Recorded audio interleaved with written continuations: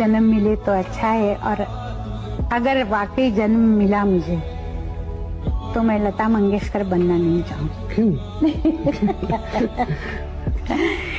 नहीं, मुझे लता मंगेशकर की जो तकलीफें हैं वो उसको ही पता है सब कुछ। कि हारे आदमी को अभी लगता है कि शायद जीत जाऊंगा, जीते आदमी को तो पक्का पता चल जाता है कि जीत के भी जीत होती नहीं।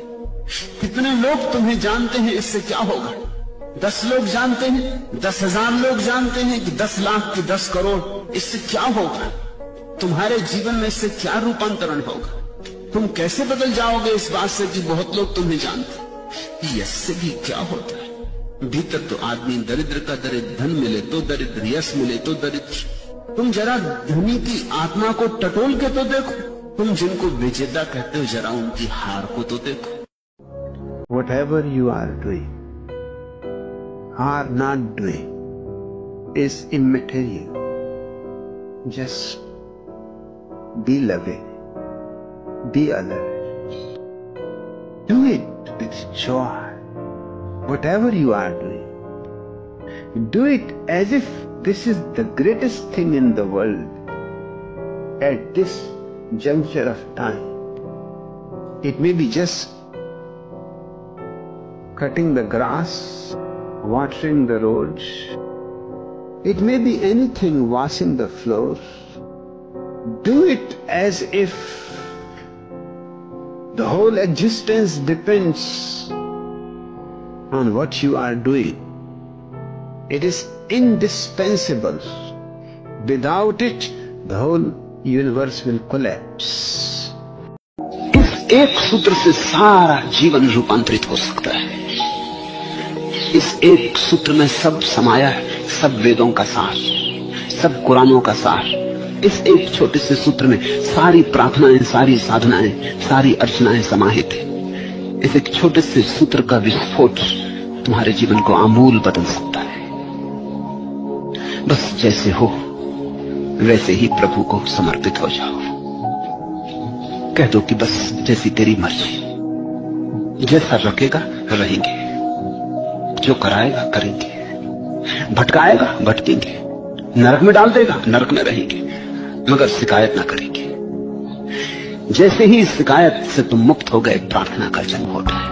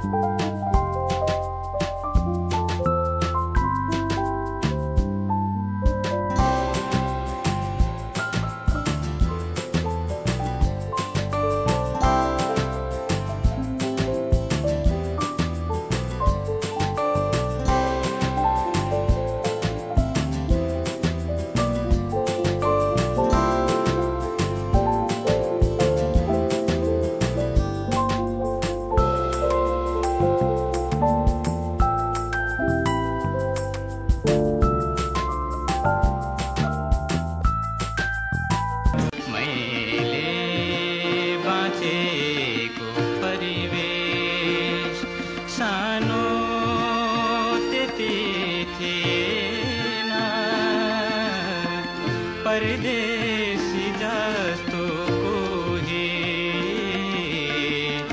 एक्लो पनि थिएन, अल्झे कहीं तक के भो बाटो भुलेको छैन, अल्झे कहीं तक के भो बाटो भुलेको छैन,